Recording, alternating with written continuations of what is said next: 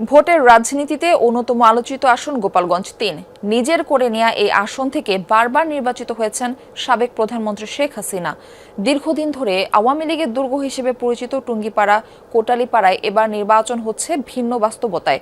নৌকার ঘাটিতে ভোটের লড়াই হচ্ছে বিএনপি সহ বিভিন্ন রাজনৈতিক দল ও স্বতন্ত্র প্রার্থীদের মাঝে। টুঙ্গিপাড়া ও কোটালীপাড়া উপজেলা নিয়ে গোপালগঞ্জ ৩ আসন। রাজনৈতিক ইতিহাসে বরাবরই গুরুত্বপূর্ণ এই এলাকায় এবারের নির্বাচনের চিত্র একেবারেই আলাদা। আগের মতো নেই পোস্টার, মাইকিং কিংবা মিছিল। নির্বাচনী উত্তাপ যেন সীমাবদ্ধ চায়ের দোকান আর আড্ডার টেবিলে।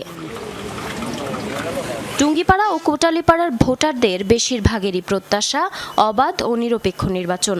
অনেকেই বলছেন শুধু প্রতিশ্রুতি নয়, বিপদে আপদে যাকে কাছে পাওয়া যাবে এগিয়ে থাকবেন তিনি। বিগত দিনের আক্ষেপ ঘুচিয়ে এবার ভোট দিতে চান পছন্দের প্রার্থীকে। দীর্ঘ 17 বছর নিষ্পেষিত বাঙালি বাংলাদেশি যারা ছিল, ফ্যাসিস্ট বিদায়ের পরে আগামী 12ই ফেব্রুয়ারি যে নির্বাচন হবে, ইনশাআল্লাহ আশা রাখি খুব সুষ্ঠু নির্বাচন হবে বলে আমার দৃঢ় বিশ্বাস। 12ই ফেব্রুয়ারি নির্বাচন হবে এবং এই নির্বাচন খুব সুষ্ঠুভাবে হবে আমি মনে করি। যাতে আমাদের দেশের নির্বাচনটা সুষ্ঠুভাবে হয় এই আমরা কামনা করি।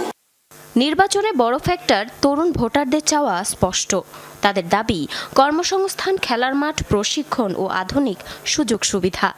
যারা আমাদের পাশে থাকবে, বিপদে আপদে রাত্রে যাকে আমরা পাবো তাকে আমরা ভোটটা দেবো। ধরেন আপনারা আমি ডাক দিলাম, আপনি আসলেন না, আপনাকে তো আমি ভোটটা দেবো না। আমি যাকে পাশে পাবো বিপদে আপদে আমি তাকেই দেবো। প্রার্থী আমাদের এখানে মাদকদ্রব্য এইসব নিয়ন্ত্রণ রাখবে, যাতে দেশে কোনো আইন শৃঙ্খলার অবনতি না হয়। দুই পক্ষে একসাথে গলাগলি দিয়ে ভোট দেবো এবং সেই ভোটে যেন দেশের সবচেয়ে মাতৃভূমি আমরা বাঁচায় রাখতে পারি।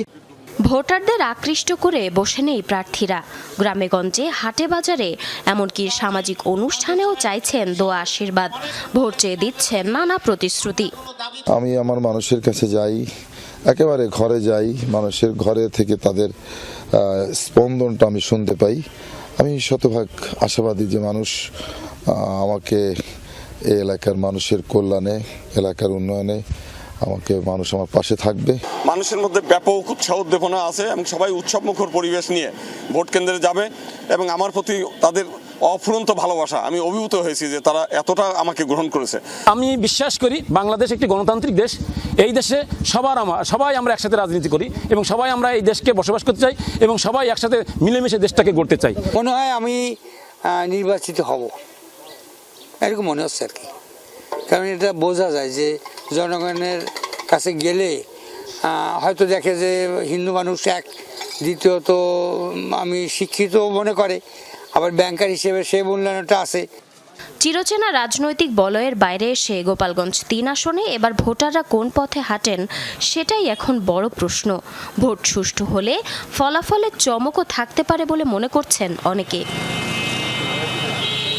জারিন অর্নি, যমুনা নিউজ।